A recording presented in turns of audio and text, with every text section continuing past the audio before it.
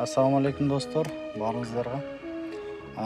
Марамыздар менен куттуктаймын. Бүгүн айттын 3-чү күнү. Машалла, жакшы болуп калды. Бири-бирибизге жол бертабыз.